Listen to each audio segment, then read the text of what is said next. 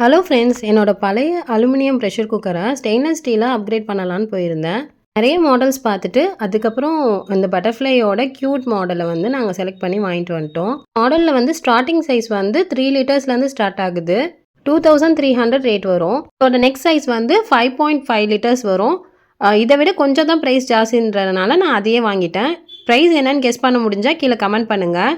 இது 100% stainless steel. இதோட பேக்கில் பார்த்தீங்கன்னா குக்கரோட body, lid, glass lid, silicon gasket, weight set ஒன்று வந்துடும். அப்புறம் warranty card with user manual. இதோட ப்ளஸ்ஸே வெயிட்டு தான். நீங்கள் குக்கர் எவ்வளோ வெயிட்டோ அதே மாதிரி அதோட லிட்டும் நல்லா வெயிட்டாக இருக்கும். ஃபஸ்ட்டு ப்ரெஸ்டீஜ் தான் வாங்கலான்னு பார்த்தேன். அது கொஞ்சம் கூட திக்னஸோ வெயிட்டோ இல்லை. நார்மல் நம்ம குக்கிங் பேன் வச்சுருப்போம்ல, ஸ்டெயின்லெஸ் ஸ்டீல் பேன், அந்த மாதிரி தான் இருந்தது. குவாலிட்டி வைஸ் பட்டர்ஃப்ளையோட க்யூட் வந்து ரொம்பவே எனக்கு சாட்டிஸ்ஃபைடாக இருந்தது. குக்கிங் பேனுமே ஷார்ட் அண்ட் வைடாக இருந்தது. அனதர் ப்ளஸ் என்னென்னா இதுக்கு வந்து கிளாஸ் லிட்டும் கொடுத்துட்றாங்க. புலாவ் ரெசிபீஸ்லாம் பண்ணுறதுக்கு ஈஸியாக இருக்கும்.